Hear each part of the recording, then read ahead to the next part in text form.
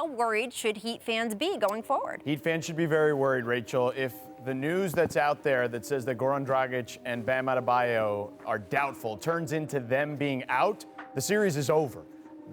Could they win a game? Maybe. But those two guys are two of the three best players on the floor for the Heat, two of their three best scorers. Bam Adebayo literally does everything for them, okay? From offense to defense, everything they do is predicated around him. It would be calamitous if those two guys are out.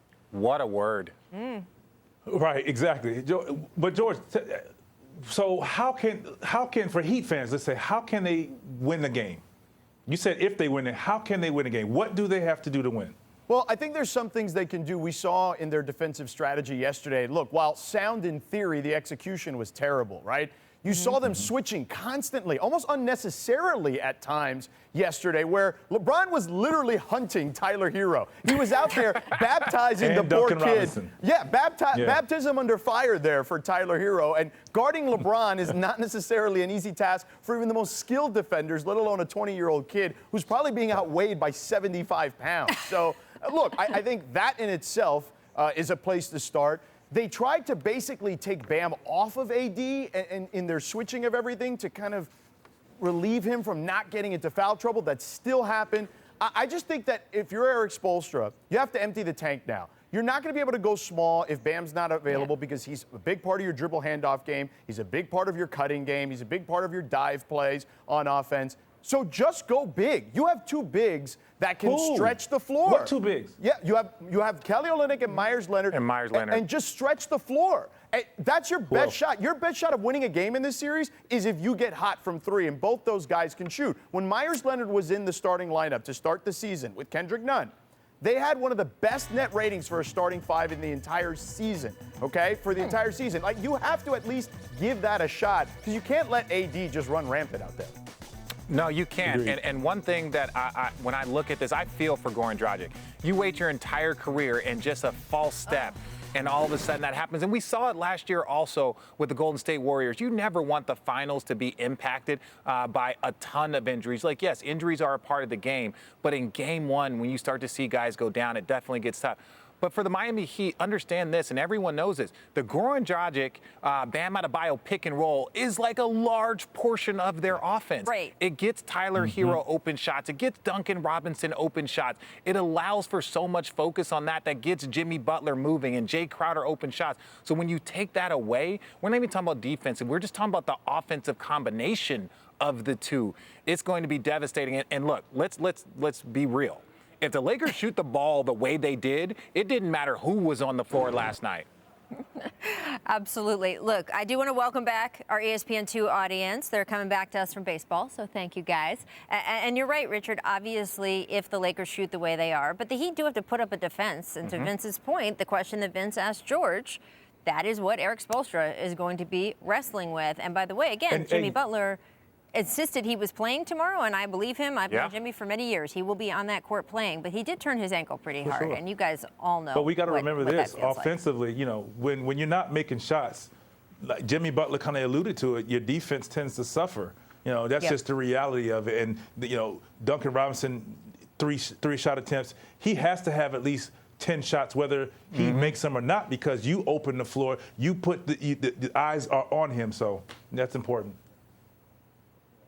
All right, guys, I do want to get to some pretty jaw-dropping things that Kyrie Irving and Kevin Durant said on a recent appearance on Kevin Durant's podcast, the Et Ceteras.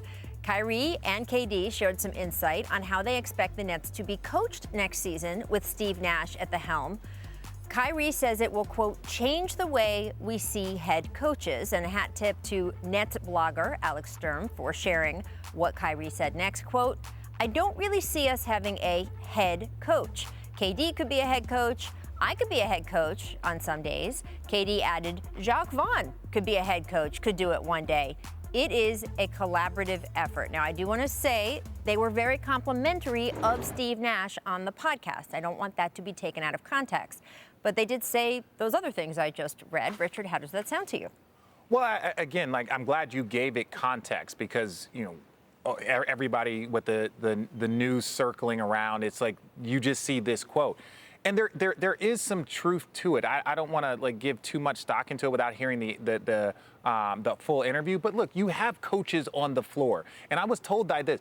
Great players make coaches great because it makes their job easy for them. And Steve Nash is not going to teach, Kyrie how to play or Kevin Durant how to play. He's going to teach them how to play within what they're trying to do with the Nets. And it is, Kyrie has, controversial statements here and there. But I think, I don't want to say what he's trying to say, but because it's a little confusing. But I think what he's trying to say is it's done by committee. We're done by committee as a group. LeBron James is a coach on the floor. Everybody knows that. Jason Kidd is a coach on the floor when he was playing. Chris Paul is a coach on the floor. It's like having another coach. So I believe that that's what he was trying to get at.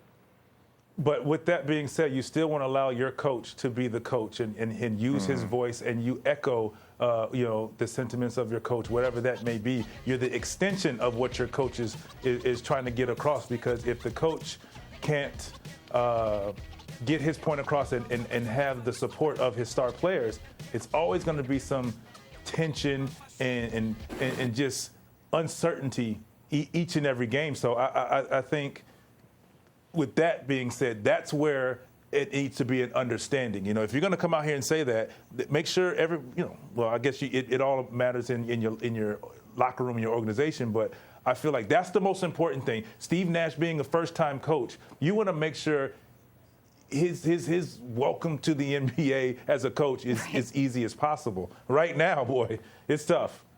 Rachel, I think all of us on this panel here at some point or another, including the two players for sure, have heard a star player tell a coach, okay, you want to run that play, that's fine. We're going to run something else. We're going to run what I want to run, right? And I think that that's part of being in the NBA. Thanks for watching ESPN on YouTube. For live streaming sports and premium content, subscribe to ESPN+.